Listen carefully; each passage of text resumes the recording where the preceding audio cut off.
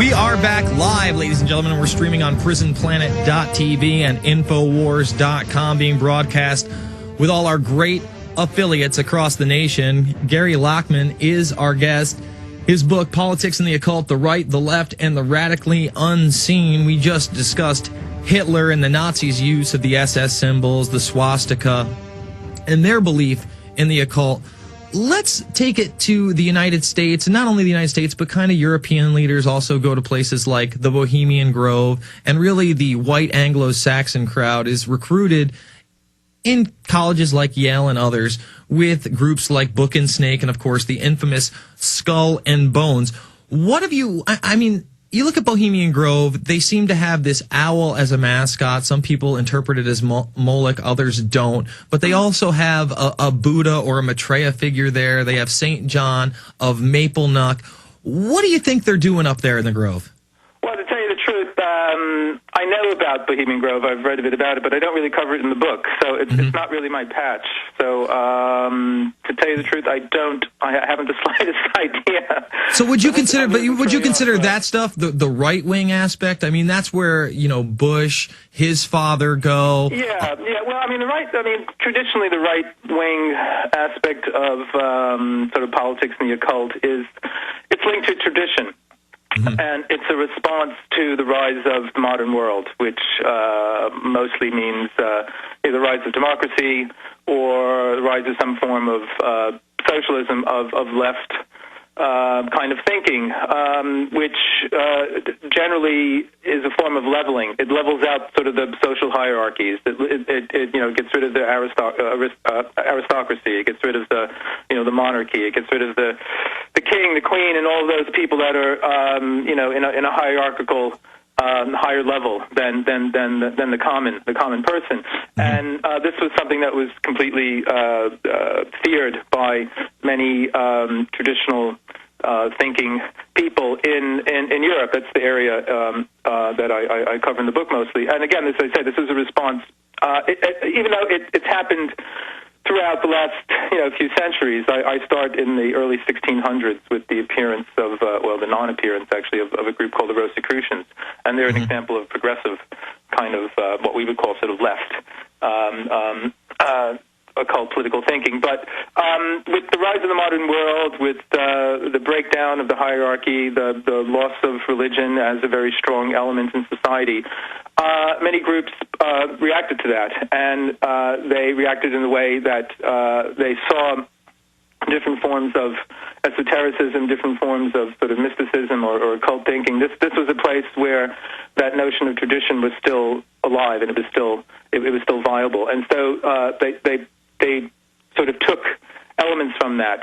And again, this is I don't really do conspiracy theories, and I don't really do the kind of what's going on in the back room sort of thing. I basically looked at history, upfront history that's available, in books that you can get, and you can find it. You can find the influence, or you can find where people with an occult bent were involved in politics, or where certain occultists or certain people that were esoteric thinkers tried to take their ideas and to put them into practice in politics or social theory. And again, this is a response to the modern world. It's an anti-egalitarian, anti-democratic, anti-socialist or communist or anything that is sort of supporting the idea of getting rid of the hierarchy. So that's in many ways I don't know if that's what's going on in Bohemian Grove or Skull and Bones and all that sort of thing. But I wouldn't be surprised. Although I would say it wouldn't necessarily be a religious one. It would probably be more of a economic one, a financial one.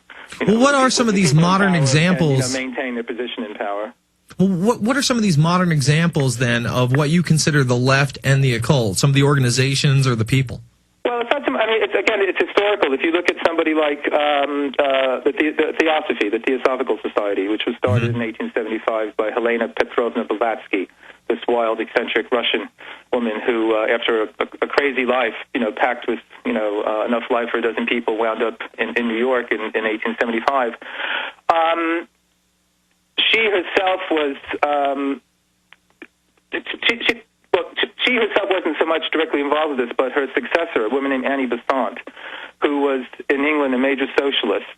She was a Fabian. The Fabians were a early socialist think tank, more or less, in late 19th, early 20th century England. And Annie Besant was one of those. She was for women's rights.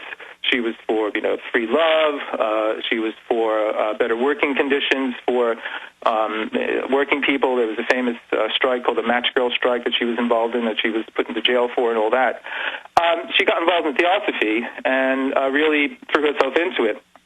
And theosophy, as you probably know, it gets a great deal of its philosophy, its ideas from India, from Indian thought, from the mystic East. And so she went to India, and she became actually, hands-on involved in Indian independence. Getting rid of the Raj, India for India. And also involved with that was reintroducing to the Indian people a great deal of their heritage that had been lost while they were under the British rule. Things like the Bhagavad Gita or the Upanishads, all these great works of Indian, Hindu mysticism and spirituality. The Indian people of the time were more or less ignorant of those because they've been brought up under British rule, and she reintroduced that to them. So there you have an example of someone, working for the national identity of an indigenous people, which is a very progressive left sort of idea, and also their independence. So again, this is something that was, really, it was there. It wasn't hidden. It wasn't secret. It was something that was, right up front. And that even fascinates me more because, I tend not to go down the conspiracy theory route because it's such a can of worms. Once you open them up, once you open that door, there's lots of other doors to open. And I feel you can get lost in it, and you never quite arrive anywhere. So I decided at the beginning, okay, I'm not going to go that way, but I'm just going to show you can trace in history where there have been times when I keep saying occult politics, but in many ways it's a religious, it's a spiritual, it's a politics that's motivated by sort of high ideals rather than, say, the utilitarian politics of, economy and making sure everybody's got enough to eat, and the sort of more pragmatic politics that we're more familiar with. This occult politics has to do with this kind of transcendental view of human nature and how society should be motivated by these high ideals. And in both sides of the fence, both the left and the right, there have been different groups who have tried to introduce that. There's people that say, like, the States, the United States themselves. I mean, I live in London now, but I grew up in the States. The founding fathers were all Masons, and there was a whole Masonic set of ideas that was involved in the origin of the states. And there's even books written about how Washington, D.C. is, laid out according to these sort of astrological Masonic ideas. And again, it's true. I mean, the whole ideas about the brotherhood of man, a certain kind of egalitarianism, a certain sense of people helping each other and personal freedom and religious tolerance. These were all ideas that were in the air, as it were. Let me stop you. You keep saying, this is all about individual freedoms and really the betterment of humanity through this whole thing. If that is the case, then why don't these people come out as occultists? Why is it that they pose as Christian conservatives? I'm saying they are out. I'm saying that I'm sure other books probably deal with the guys in the back room, with the shades. But you keep saying conspiracy. Hold on, let me stop you for a second. Let me stop you because you keep saying conspiracy theories and people in the back room. I'm holding their own annals. I can name the members. I mean, they've taken pictures with the organization. Yeah. They're openly members. People like Newt Gingrich, who propose themselves as Christian conservatives, are members of the occult. I'm sure you've come across dozens, if not hundreds of names. What do you mean by members of the occult? The occult wouldn't you consider, hold on. Yeah, but wouldn't you consider a society that openly does rituals to their deity, an owl? And again, this is inscribed in the... As I said, and I basically said this when your producer got in touch with me. I said, I don't do conspiracy theories. Yeah, but you keep saying, hold on, you keep saying conspiracy theory. Hold on. You keep saying conspiracy theory, Gary. You keep saying conspiracy theory. I'm showing their pictures in their own books with their own words. So where is the conspiracy theory in that? I mean, you turned to I don't know how that's different than you quoting Blonsky. Well, look, I'm not going to have a shouting match with you.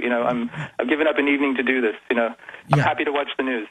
The thing is that I don't know anything about it. So you could ask me questions about them, and I can't give you an intelligent But answer. you're saying that all these people are openly occultists. If you read the book, if you looked at the book, you'd know what I talked about. And I'm happy to talk about. Well, I would be happy to read the book. I'm sorry, I'm substituting on the show today, and I just got thrown you. I didn't realize that. So I mean, the book, I'm happy to talk about anything in the book, but I don't want to talk about something I don't know anything about. Yeah, but again, you're saying that all these people are out in the open. Hold on. You're saying that all these people. But Gary, you're saying in your own words that all these people are out in the open when the very meaning of the term occult is hidden. Is it not?